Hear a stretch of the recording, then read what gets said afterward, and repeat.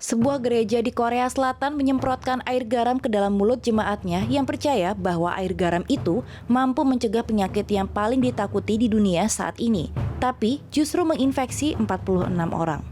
Penyemprotan air garam itu dilakukan dengan botol spray bersama pipa semprot yang belum didesinfektan.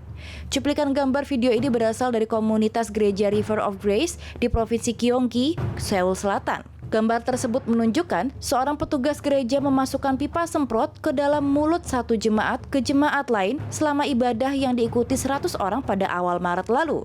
Dari 46 jemaat yang terinfeksi, 2 termasuk sang pastor dan istrinya. Telah dikonfirmasi bahwa mereka memasukkan pipa semprot pada botol spray di dalam mulut seorang jemaat yang kemudian dikonfirmasi sebagai pasien sebelum mereka melakukan hal yang sama kepada jemaat yang lain tanpa mendesinfektan sprayer, ujar Lee Hae-yong, Kepala Satuan Tugas Coronavirus di Provinsi Gyeonggi. Ini yang membuat penularan tidak bisa terhindarkan lagi, tambahnya. Mereka melakukannya karena keyakinan yang salah bahwa air garam dapat membunuh virus. Kini gereja telah ditutup dan semua jemaat yang menghadiri ibadah dites. Dilaporkan oleh South China Morning Post, Korea Selatan telah mengkonfirmasi 74 kasus baru pada Senin 16 Maret dengan total kasus 8.236.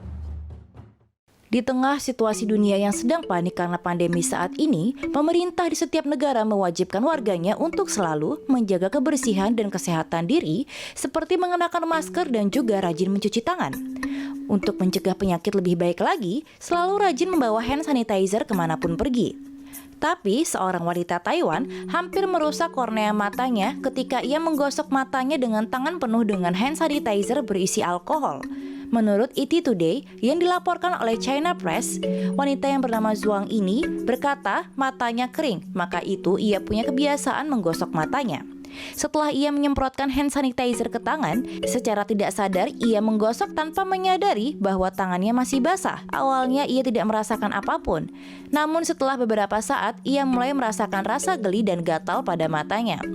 Zhuang segera membasuh matanya dengan air, tapi setelah itu matanya terasa sakit. Ia segera pergi ke rumah sakit dan setelah pengecekan, kornea matanya mengalami peradangan. Beruntung, kondisi matanya semakin membaik setelah menggunakan krim anti radang. Perlu kalian ingat bahwa selama wabah berlangsung, dokter menyarankan kita untuk menjaga tangan kita agar tidak menyentuh wajah, karena penyakit bisa masuk ke dalam tubuh melalui mata, hidung, dan mulut. Juga selalu ingat cuci tangan dan menggunakan hand sanitizer apabila tidak ada akses air. Seorang pekerja asal Tiongkok kehilangan ingatannya pada tahun 1990 karena cedera otak. Namun baru-baru ini ia dapat mengingat kembali kampung halamannya saat menonton laporan tentang wabah flu berbahaya di Cina. 30 tahun yang lalu, pria bernama Zhu Jiaming ini meninggalkan rumahnya untuk bekerja di perusahaan konstruksi di Provinsi Tengah Hubei.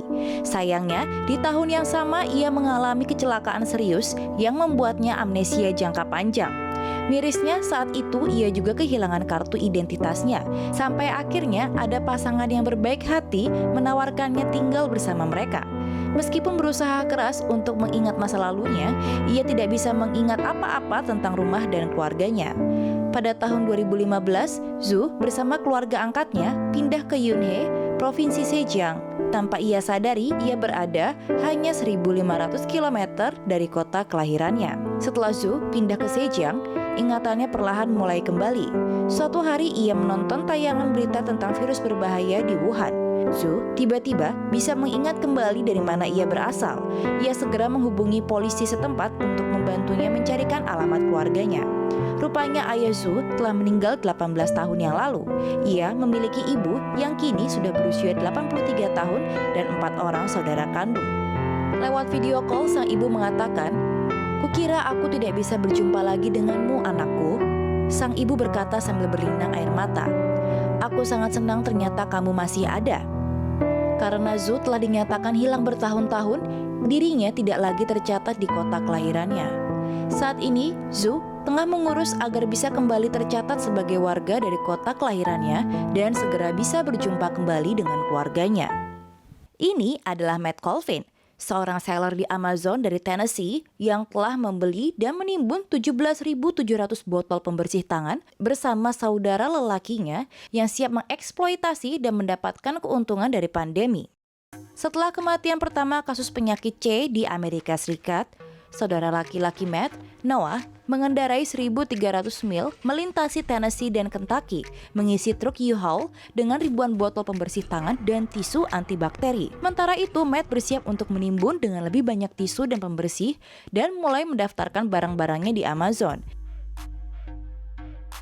di mana ia langsung menjual 300 botol dengan harga antara $8 dan $70 dengan mengatakan itu adalah uang.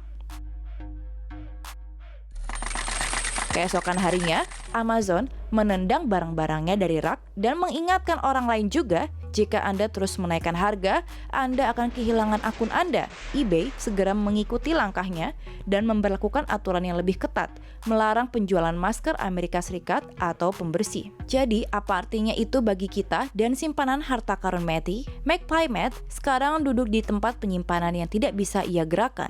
Dan orang-orang seperti Michaela Kozlowski, seorang perawat di Massachusetts, telah mencari pembersih tangan sejak sebelum ia melahirkan anak pertamanya. Sekarang ia bilang, ia tidak bisa membeli di dalam toko dan hanya bisa menemukan barang-barang itu yang terdaftar di Amazon dengan harga sekitar $50. Ia berkata, ini adalah whiplash dalam jumlah besar. Dari berada dalam situasi di mana apa yang saya dapatkan dan datangi berpotensi menempatkan keluarga saya di tempat yang sangat bagus secara finansial untuk apa yang akan saya lakukan dengan semua ini. Jadi, apa yang dikatakan Amazon, pencabutan harga jelas merupakan pelanggaran terhadap kebijakan kami, tidak etis, dan di beberapa daerah ilegal. Selain mengakhiri akun pihak ketiga ini, kami menyambut baik kesempatan untuk bekerja secara langsung dengan Jaksa Agung Negara Bagian untuk menuntut aktor-aktor jahat. Menurut The Times, Tennessee memiliki hukum pencabutan harga yang melarang orang membebankan harga yang tidak masuk akal untuk barang dan jasa penting, termasuk bensin, sebagai respon langsung terhadap bencana.